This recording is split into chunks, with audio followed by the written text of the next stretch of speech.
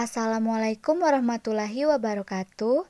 Perkenalkan, nama saya Trifusfa Melviani dengan NPM A1A020117, Program Studi Pendidikan Bahasa Indonesia, Fakultas Keguruan dan Ilmu Pendidikan Universitas Bengkulu.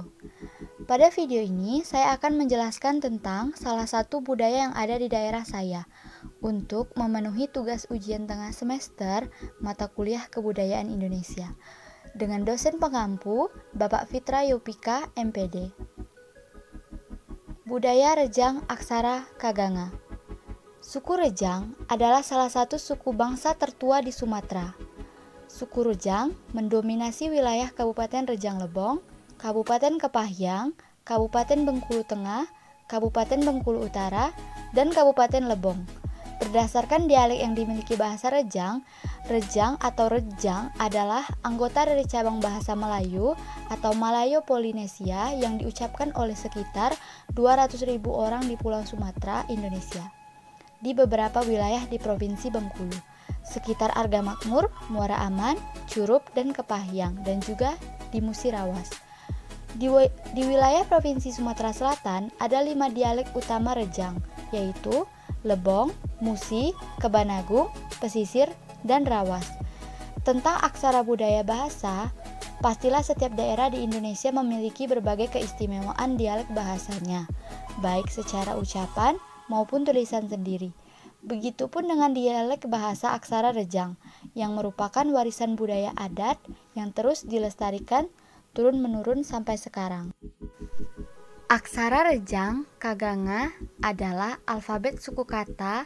Setiap akhir huruf memiliki vokal yang melekat pada huruf vokal A.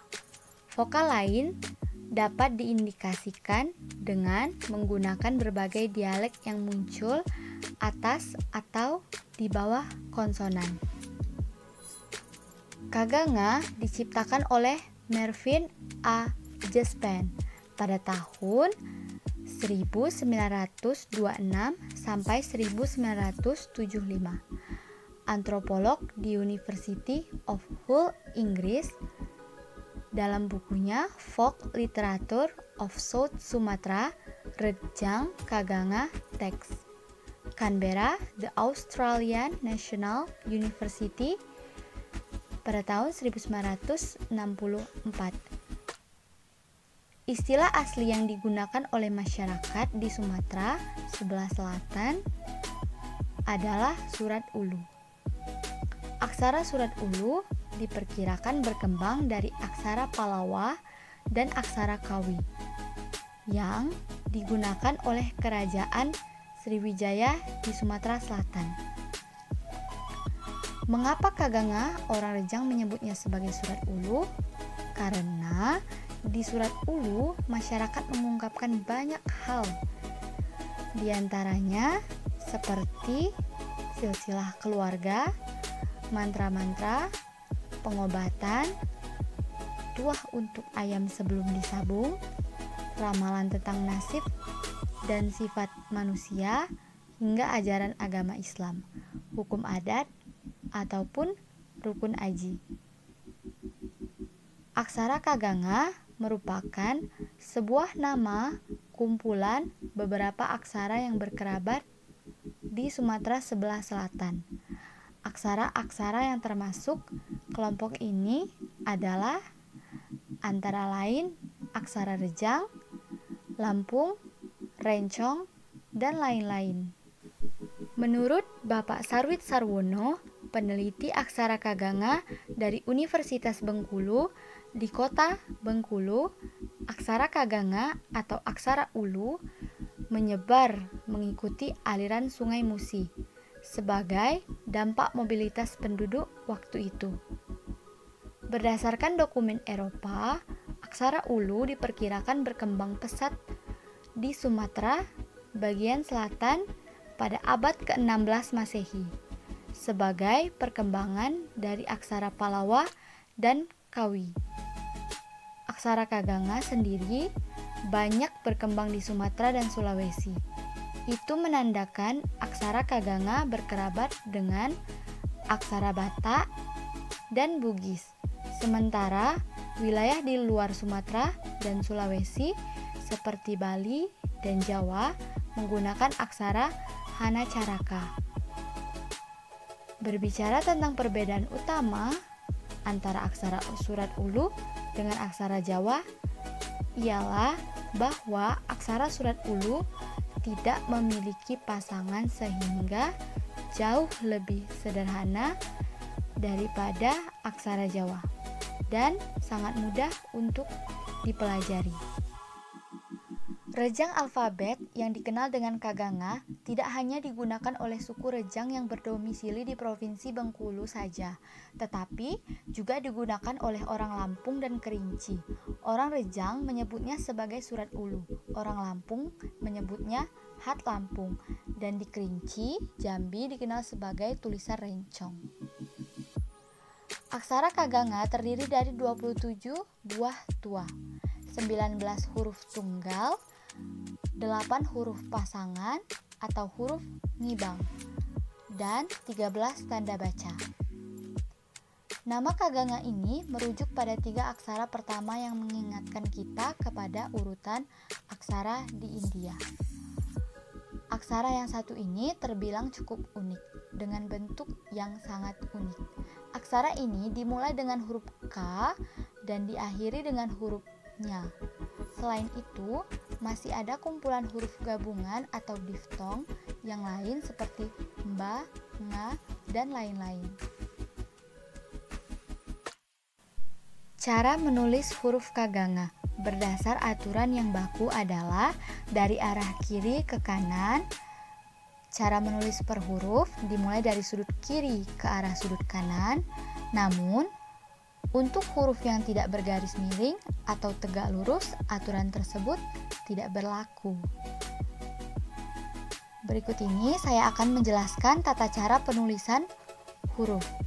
Yang pertama, kemiringan huruf 45 derajat sampai dengan 50 derajat. Yang kedua, menulis dari arah kiri ke kanan, dari sudut bawah kiri ke sudut kanan atas, kecuali huruf memakai garis tegak lurus, permulaan atau penutupan. Garis tegak berukuran setengah dari tinggi huruf. Yang ketiga, penulisan huruf Kaganga memiliki garis halus dan kasar. Garis yang ditarik ke atas halus, sedangkan garis ke bawah kasar atau tebal. Yang keempat, untuk keseragaman penulisan dan agar tidak terjadi salah baca, maka penulisan harus dengan bantuan kotak-kotak atau pola persegi 4. Contoh bisa dilihat dari gambar.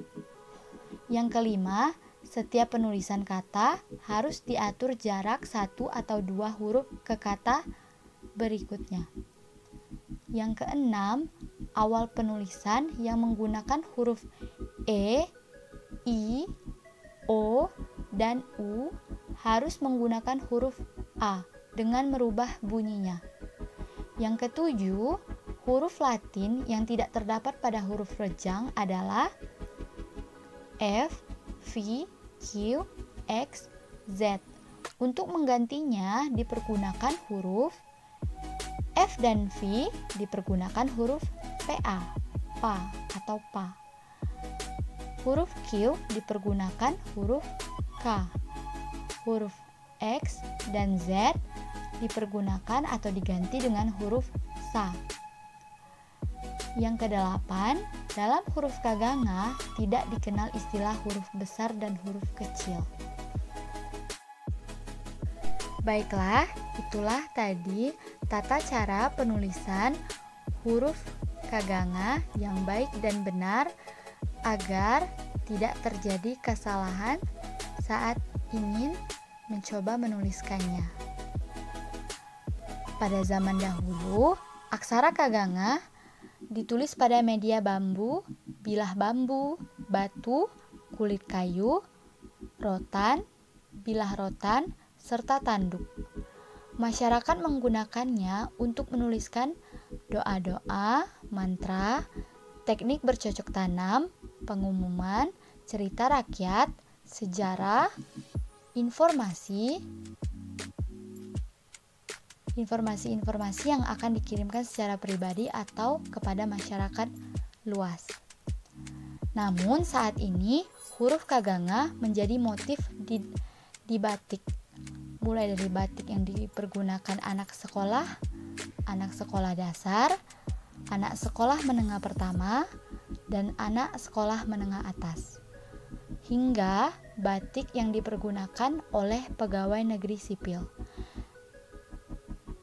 Dan juga anak sekolah kini juga mulai diperkenalkan dengan aksara kaganga pada mata pelajaran muatan lokal. Baiklah, saya Tripuspa Melviani sebagai pembicara.